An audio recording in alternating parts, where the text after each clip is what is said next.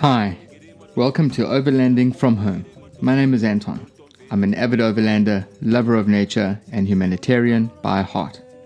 The past while, I've always been interested in the outdoors, and I want to hear about other people's experiences and their rigs.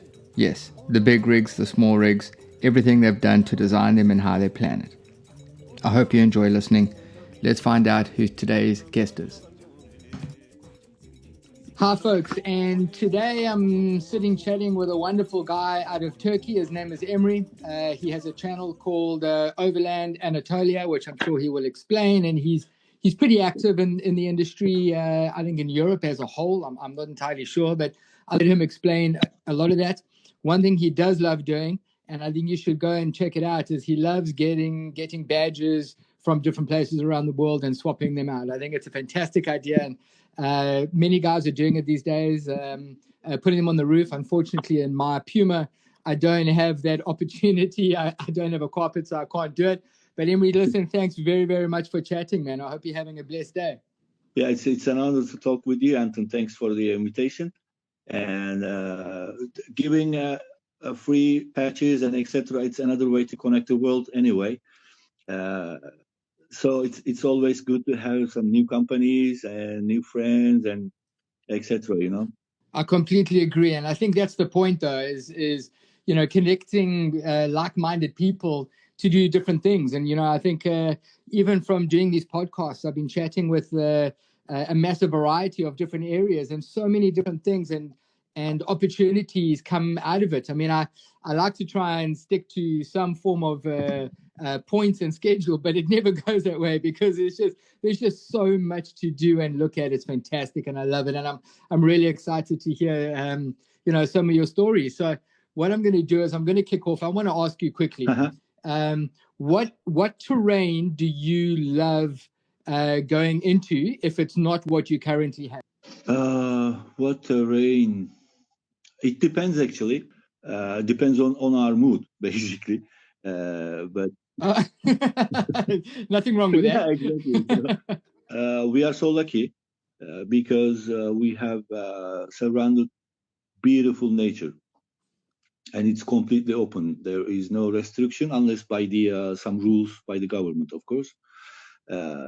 Yes. But it's a general and common rules anyway. It's just they just write it and call them the law, which has to be, because we have to protect and we have to respect and we have to maybe improve sometimes. So it depends, but mainly we would like to be alone in the bush, and we do on the family basis. So I have one boy and wife, so we go together always. So that's why we don't like to be in the crowded camping sites and etc. Okay. That's why it's mainly based on expedition, but at the seaside, at the mountain, at the creeks, and nature and forest, it depends, No, I totally get that. I mean, I'm partly the same. I gear up slightly differently. I do humanitarian work into Africa and to outreach rural areas and things like that. So for me, it's I have to drive through some cities and that to get there, whether it's Botswana or Swaziland or something like that. But generally these places are in the bush where there's only a few people and not many. Yeah, exactly. But so I completely get exactly. But you are lucky than anyone else because you're currently, which every overlander's dream. Well, I do agree. I mean, we have so Africa is the biggest continent out here, and well, in the globe, and we have 54 different countries, and each country has a different scenario. Some has thick, deep mud and bush and forest. Some is just some is a mixture. Some is just desert, and it depends on where you go. You can go into Tanzania, where it's a different type of scenario to what we have in South Africa, and which is different to Botswana. But every country has such great aspects. I think it's the same in anywhere that you go. But the distances you drive in order to get there, make make a huge challenge. For me to get to Botswana is 2 full days driving, for example. You know, that's fairly far, but I'm based in Cape Town, so that kind of changes the scenario of what I do over a weekend. You know, I'm not going to go to Botswana for 1 week if it's going to take me 2 days to get there. You know, I don't know if that makes sense. Even you are luckier than me. Maybe it takes a month for me to go to Botswana. Yeah, that's a true story. Yeah, it'll take you a little bit more than a month, and you know that type of drive you don't want to rush, and it sounds like you'll completely enjoy it. I mean, that sounds interesting. Just to let the listeners know, you have a Defender 110, right? Am I wrong? Is that right? No, I have Defender 130. Oh, the 130. Okay, all right. Okay, so you got the extra little bit at the back, and it looks pretty well kitted out. So if you're going into the bush areas and it's remote, you would have everything: your deep cycle battery, your fridges.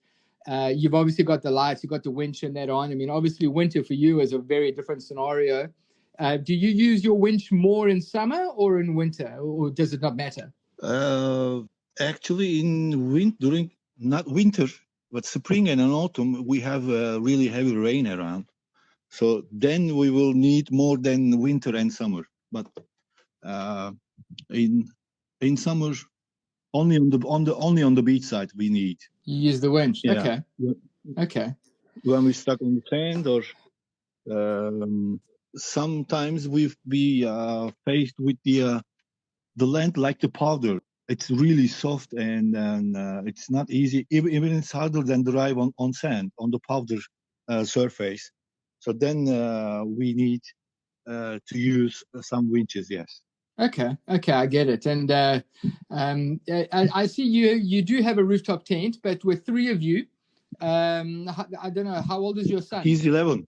He's 11. Okay, so he's growing up. Does who stays in the rooftop tent and who stays in the ground tent? We don't have ground tent. Maybe last 7 years or 8 years already. We are only using the rooftop tent, and this is the 4th tent of ours. This is the newest model, which is lightweight. It's less than 45 kilograms. Because the classic ones is really close to 58, 60 kilos, which is on the back. Yes. And then sometimes it seems like if you are driving over 2 tons truck, 60 kilos is nothing, but with the accessories and etc., everything counts. I completely agree. So all 3 of you are in the rooftop tent. Exactly. Sounds quite cozy. I have the iCamper 4-sleeper. I don't know if you've seen it, and I completely love it. And it fits. It's like a king size bed, which is pretty awesome, Emre.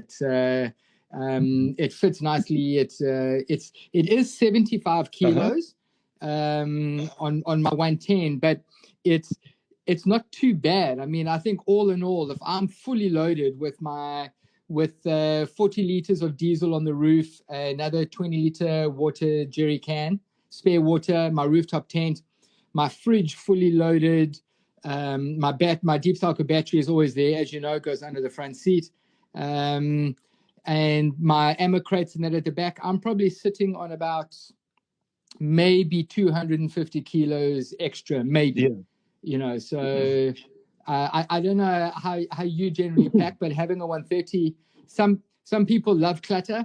You know, if they have more space, they put more in it. I don't know. Are you that way inclined? Yeah, I mean, actually, 130 has a bigger space. Of course, it's about 20 inches longer than 110, the wheelbase. Yes. But the cabin is bigger than 110. So this is our 4th Land Rover Defender, and then we had 110 crew cab, which is really tight for us. And we have 110 yes. Normal city wagon, 5 doors, which was really need to be effective when you are planning. But 130 is more comfortable for us because the cabin is bigger, and then I'm really tall. I'm 1 meters and 92 centimeters tall. So who drives Land Rover understands me, as you. Completely agree. Yes, I do get it. And I'm 95 kilograms. So 130 is it's just best option for us. That does sound like a winner. Have you put the rails underneath your seat so you can push your driver's seats back further? No, because I didn't even need that. Okay, that's pretty cool. Yeah. That is. So I don't have any problems anymore with my arms, and yes, no problems at all with my toes, because it's not burning anymore. 110 is really close with the exhaust, but this one has more room, so which means really nice. And as I said, cabin is longer, at least 12 centimeters longer, which is really huge. Because it seems like less actually, but when you're planning to do something, it's 10 centimeters is really nice, which even you take the seats back, you will take it maximum 4 centimeters or some, so you can evaluate. Yes. That sounds pretty good. I mean, you've obviously got the right thing going, but if I recall, you actually run a workshop, is that right? Yes, and I'm not generally say that, but I'm a Land Rover enthusiast. So I work only on the Defenders. Ah, beautiful. There's nothing wrong with that. Don't worry. It's a respected trade amongst all Land Rovers. Yeah, and the interesting thing is how I started. I spent 21 years in the civil aviation industry. I already travel around the world 3.5 times. And then we met with Land Rovers almost 8 years ago. Of course, I don't have anything with Defenders, no idea how it drives and what is engine, what is transmission. I didn't even change the spare tires. So I took it to some well-known workshops, basically, and then I was not happy. And then I decided to try by myself, and now I have workshop, and I'm doing everything on my own. So even on my 130s, I did everything by own. That sounds pretty good. I mean, obviously quite a talented guy, and in this amount of time, you have a lot going on. I mean, do you do your own equipment in that too? I've seen a number of posts and pictures on Instagram, and folks, I'm going to put his Instagram and YouTube channels in the link below, so you can pop down and go direct to find Emre. So Emre, yeah, do you seem to be involved in shows and all that type of thing? Do you just get involved to have fun, or do you actually supply equipment or trade products and things like that out of Turkey? Fun first, and of course, good answer. The fun part is first. So without fun, it doesn't make sense to do it. Correct. And then, of course, I mean, it eventually becomes a business, which I didn't plan at the beginning, because I was planning only to do some basic stuff like the checker plates and etc. But every day they're asking something new, and then I was, we can try, why not? So everything started like this. That's amazing, and I know Turkey is very big on producing their own products. So it's possible for you to get all of that made locally within Turkey. I mean, are you doing more of your sales, for example, hand to hand, or is it all online? Shipping and sending it out from like a like an online type store. I was working actually on the bespoke basis, but now I'm going to have online shop, which I already almost finished all setups, and also I already last couple of years, I think it's been 2 years already, I'm able to export to anywhere in the world. That's very, very cool. I love your badges. I think they're pretty awesome. Everything's I'm definitely going to try and make a plan. I haven't got badges, unfortunately, for my work. I do have stickers, but I think it's time I start stepping up and getting badges out the way. It's definitely the way to go, especially with the route that people are. People want to remember the right things. And a sticker can always peel off quite easily. So I want to try and steer away from that. It's a good thing to have, because the first they remember you, who you are, and then they remember their good memories with you, and then they started to smile. So if I can do that, why not? It's just a patch, and you can make happy the people. I love it, and it's exactly the way that it's supposed to go. So I have another question. There's 3 of you with a growing boy. what fridge do you use, and what size It's a is it? 50 liters. It's the big ones. Because as I said, it's 8 years. We are doing these overlanding issues in my land, in my country, and also the abroad. So we would like to have the Yes. biggest one as much as. So we bought 50 liters. It's a local company. It's Turkish one companies brand. I don't know whether they are working with internationally, but we are quite happy. The most important thing is ice for me, especially on the on summer, because we have over 40 degrees. Sometimes even I took the pictures 55 Celsius in here. So Okay. ice is important. That's why we took the biggest one, and which fits our needs, because we are, for all equipments what we have now, we have three scales. First, the flexibility, if it fits or not. The second is quality, and the third is price.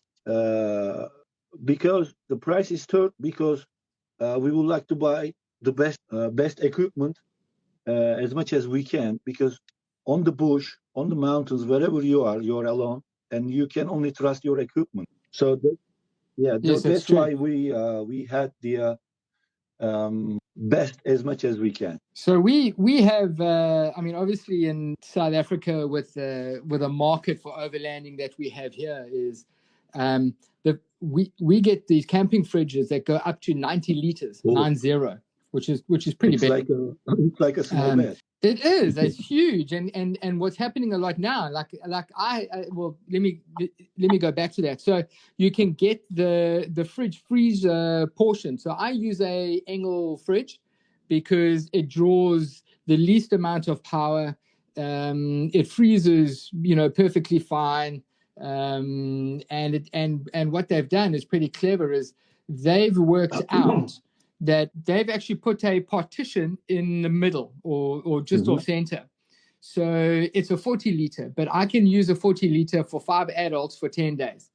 I'm pretty, I freeze my meat. I mean, I don't know if you're a vegetarian or not, but I used to eat a lot more meat than vegetables. Now I'm switching it the other way around.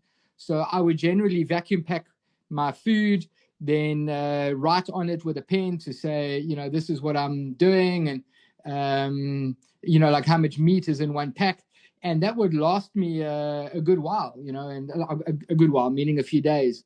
But we get some fridges here that are huge, man. I mean, the one is a 90 liter, and you can imagine where you're trying to find space for a 90 liter. I mean, that's huge in the back of any pickup, Of course. Then you have to do some more things on your truck or pickup, because you lost really a huge amount of space. Exactly. And for me, I have the power of one. Everything needs to be the power of one. If the most of my products that I use, or my items, and we're going to get to that, but I mean, if I make tea 4 times a day, for example, I want my kettle and my cooking available quickly. I don't want to have to move 3 different things in order to get to it. So I'm pretty lean when it comes to what I do where, and some guys take it very seriously, and there's a massive variety of age groups. But what other guys have been doing is buying 2 40-liter fridges, using one as a freezer and one as a fridge, which is okay. But again, you're using up a lot more space, and by putting more in, it's more weight, it's space, it's clutter. I'm just not a big fan of clutter, and I have a pretty full Defender. I don't know if you've had a chance to have a look at any pictures, but I have a pretty full Defender, and it works very well. Yeah, but of course 90 liters is not bad at all. It depends on your family size. Family means with your friends, and it also depends on the time frame. How long you go for overlanding? Like a month? Yes, maybe. But Yes, for weekend or just short getaways, 90 is a little bit too much. Yeah, no, I completely agree. But some like mostly retired people or foreigners, They build vehicles. There's a wonderful guy in South Africa by the name of Paul Marsh. He builds amazing vehicles, and he gets some requests that he tries to what's the word, like, set up vehicles and work on discussion to say, don't go for this size, go for here, like what type of tire are you using, and go for this tire, it works better than that tire, and our terrain is very different to yours, and fridges happens to be a very big discussion purely because of the size of the terrain that people go through. Is huge here. Some people take 3 months, or 6 months. Some people take 2 weeks. It really depends on holidays and all sorts of different things. And 90-liter fridge is, for me, it's freaking crazy, man. Exactly. So it depends on the terrain, and actually depends on the conditions, because from one side to the other in Turkey, approximately really close to 2,000 kilometers. But 2,000 Ks is nothing for the Australian overland. Even for the Africa, maybe 2 Ks is nothing. Yeah. So that's why it depends on the need, and every equipment is based on the surface what you are heading to, actually. Yeah, very, very true. I mean, I want to ask another question quickly: is do you have winter and summer tires? I mean, obviously you get the snow in winter. I don't know if you get heavy rainfalls in summer that will create a lot more mud, or do you just do you have one tire for do you just stick with all terrains or mud terrains regardless of the season? I had to use one set, but last 2 years I was using 2 sets.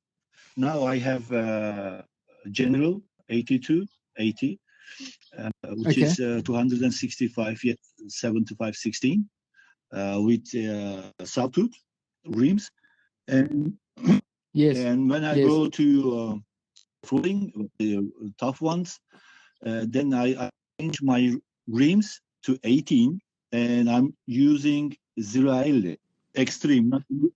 Never heard of that brand. This is very well-known brand in Turkey. It's not cheap. Yokohama. I used Kumho. I used even Cooper STT, and I used even BFG. But this when it becomes extreme conditions, then your choice is limited with some biggest brands. So we have as well Mickey Thompson in here, but it's really expensive. So that's why I did my logic choice, and then I bought some 050. Yes. And plus, it's really hard to make choice, because just a couple of stuff that you can buy. So I'm gonna get that name down of that tire. I want to have a look at it. I'm a Cooper guy, and I know that Cooper owns Mickey Thompson, so I understand what you're talking about, and then pricing is a big deal. And Mickey Thompson actually are growing a lot in Africa. They're doing really well.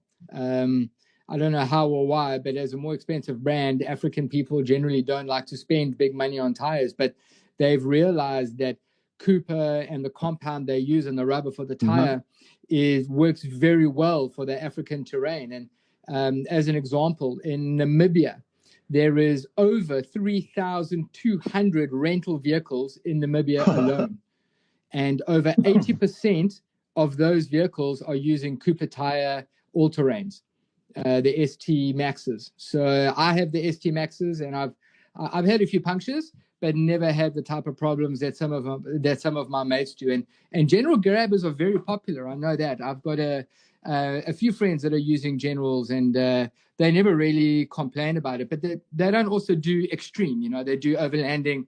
Bad corrugated dirt road is like the worst. They don't really do climbing and 4x4. Yeah, exactly. But the General Grabber has advantage than most of the brands, because they have pinholes which you can put the tires for icy conditions. Yes. These options I saw only some really rare brands. So that's why I do. Yeah, that's the same as Cooper. Cooper has the same as that. Obviously, we never use it in Cooper, Africa, but for you, it would definitely. You're right, but Cooper, General United States brand, right? I have no idea. I don't know if they're on the same, if they're under the same banner? I'm not so sure. Their brand belongs to the United States. Cooper, General Tires, definitely from the States, but Cooper, I think, yes, they are also American brand. Yeah, they are. I know Cooper's American brand. I'm not so sure about General, I must admit. But anyway, we can always figure that one out. So I have another quick question: do you do your own fabrication on your vehicle? Do you do your own modifications and equipment building for your own vehicle? Yes, I do everything by myself, and I'm proud of it because I'm focused on the two things. The first, the necessity. So if it's necessary for the which I'm focused on, and the second thing is the quality, as I said, because the only thing that we can trust our equipment.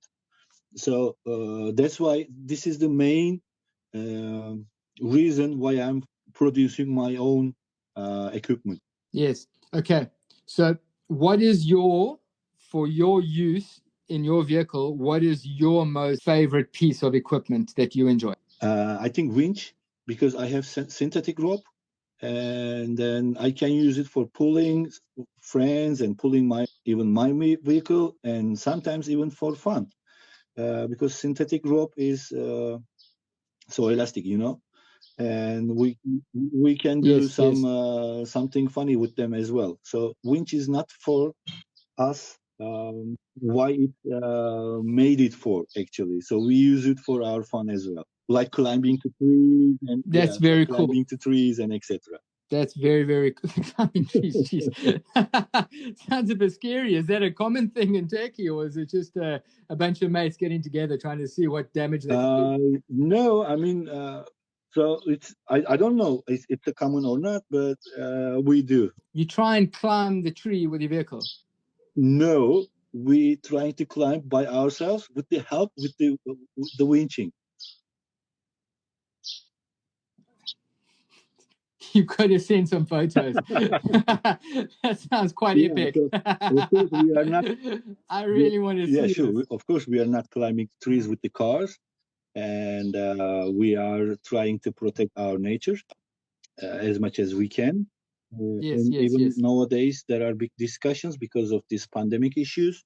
The nature is really, really getting better because there is no human touch nowadays, at least a month. Yes. So, which is, I'm really happy with that. It is a big deal, and I was chatting with a lovely guy, Petar from Serbia, and he's got the opposite problem to you guys. Is that no one goes outdoors there. No one goes and does overlanding or 4x4ing or hiking, and that everything is stuck. People prefer to go to clubs instead of going and experiencing nature. And South Africa is very strict about it in national parks. In fact, most of Africa now is, except for poaching, very, very strict in where you can and can't go. And it's pretty cool. And I think also with Ramadan coming up or was coming up and the lockdowns happening, there's a lot more protection happening and a lot more growth going. We've been seeing a few different birds rocking up in my area, and I live in a suburb outside of the city in Cape Town. I've seen pictures of dolphins going through Italy, through Florence, the channels in Florence. I mean, that type of thing doesn't happen anymore, and I think it's fantastic. And it's going to be great if guys like you and I can just keep the pressure to protect the outdoor nature. I mean, we want to go wake up in the morning, unzip the curtain in my rooftop tent, and watch some buck walk past. I mean, that's really what we want to do. I'm totally agree with you. And then this is a message from the earth, and we should take it seriously, I believe. I completely agree with you. So tell me, how active is your wife when doing the overlanding side? I mean, does she enjoy it, or do you have to drag her along and and force her to be involved? That is one of the most tricky questions. Because I know, and I can only laugh because my wife is not a big fan of overlanding. My daughter completely loves it, but my wife she's like, well, if I have to, then I will. Yeah, exactly. So of course, without her, I wouldn't able to do this. So she's in love with nature as well, and my son either. Yeah, so Wonderful. that's that will be never problem for us, and it didn't in the past. Yeah, so That's wonderful. when we are planning to go somewhere else for expedition or discover or explore whatever, so we discuss together and then we choose the roads, and even sometimes she drives. And for example, for the some creek passes, my son goes and check the water level and density and etc. And then we cross. So we share some. We have some duties when our overlanding, which makes more Yes. fun all the trips. I think that's the key. I think it's brilliant. You know, my daughter's not old enough, but she completely loves doing this. And I'd be packing the vehicle to go away for a weekend or something like that. And she's been sitting in the vehicle for like an hour, twiddling her thumb, saying, "Daddy, when are we leaving?" You know, so I think it's great. And, you know, especially for kids. So I've asked a few of the other guys that have families that drive long distances. Does your son's a little bit older than most of these other guys, but do you have a problem with technology and being and you know, once you leave home, how does your son keep himself busy to sit in a car for a few hours? He went already some courses on the bushcraft skills, so we don't need anything to keep him busy with technology. Of course, he misses his friends and some games on which he plays with his friends on the online. But at the end, Yes, at the yes, end, when we are offline, basically, he doesn't need anything to keep him busy, actually, because then he goes for discover, trying to do something. Even he has knife and he really knows how to use it. So he's generally trying to create something and doing some shaping to the bushes and this kind of stuff. yes.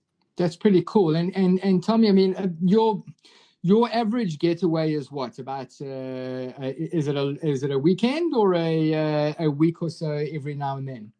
Well, it depends on my wife because she's working at school.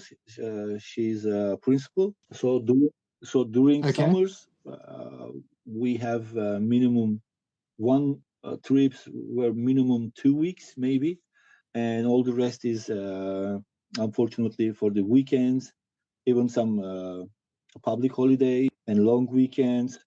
So every opportunity that we would like to use. Okay, that's pretty cool. And the main reason that I asked that is, you know, what is your main go-to when it comes to navigation? Do you use a Garmin or a TomTom or the Garmin Overlander or hard copy I don't maps, use for any of example? them.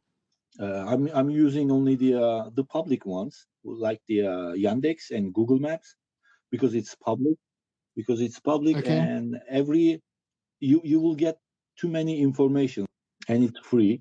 And I have some iPad which has on its GPS, and then I download it. So offline maps I can use, and then a little bit advanced work on the map that will be cool. And I'm recording my tracks as well for the share with some not everyone but some close friends as well. So I don't use Garmin. I Yes, don't use sure. any branded navigation systems because they are limited with what they have, but the public ones unlimited. Yes. So what do you use to track your vehicle, Yeah, if I can Wikiloc. ask?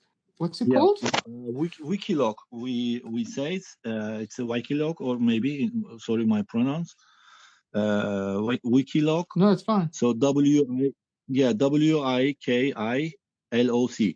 LOC. I'm going to check that out. I was trying to use one of them. I use a few for tracking. One is called mapout.me, which is pretty cool. Mm-hmm.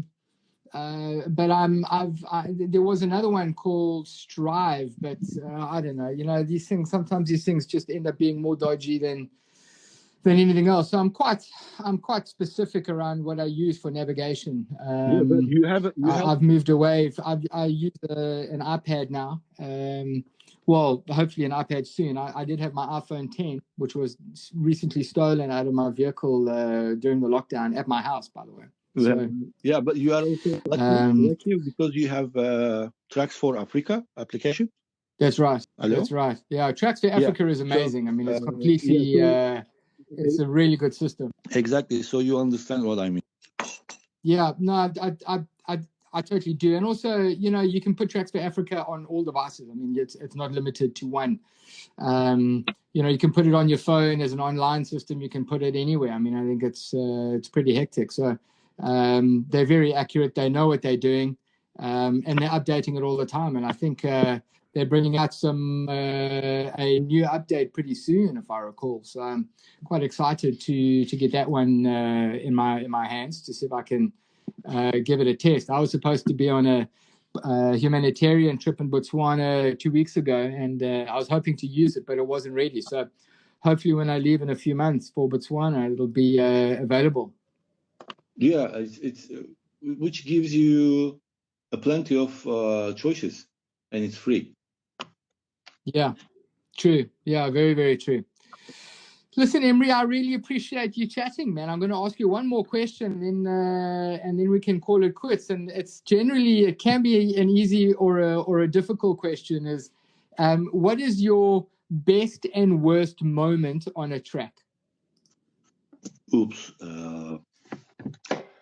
Best and the worst.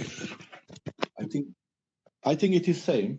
It was okay, cool. Tell me. It was our first overland trip for the it's every I think most of the people we started for the weekend getaway. We had really nice. We were living in Antalya, which is really a nice city, which is next to the Mediterranean. We were trying to go to the a bay, but you can only go 4x4. And okay. it was our first trip with our first car, which is Opel Frontera. And we were so close to getting divorced. She was so scared because we were climbing the mountains, and left is it's a really downhill, approximately maybe 300 meters or something, and you can drive. Yes. Only one car passes. It was really tight. It's narrow turnings and etc.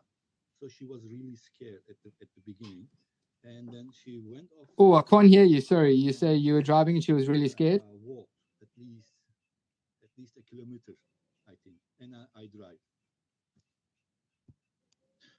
But then we arrived. We reached our goal, there you are. And then her smile is worth everything. I think that is the most and beautiful moment. That sounds pretty epic, man. And you know, it's those are, you know, I say it all the time. No good story ever started off with when I went to the kitchen to boil the kettle for a cup of tea. You know, the story starts off with exactly the way that you explained it. And I want to thank you very much for your time. I'm definitely going to keep in touch. And Emre, I think what you're doing is amazing in Turkey. Please keep it up, and I look forward to seeing how your channel and your love for overlanding only grows. I really appreciate it, and thank you very much. Emre, you there? Yes, I'm back. Okay, cool. Okay. Well, listen, I don't know if you heard what I just said. I said thank you very much for doing what you're doing for the industry. I think your love for overlanding and for people enjoying it is fantastic, and I really look forward to keeping an eye on your channel and keeping in touch. And yeah, please, man, I really applaud you to just keep pushing people to go and do it properly. And thank you very much for the time you've given me today. It's an honor. And I really thank you for this opportunity, Anton. And I hope we will meet somewhere else on the world. Huh? I do hope to see you and do this together as well. And thanks a lot. We'll keep in touch. Cheers, Emre. Bye-bye. Thank you.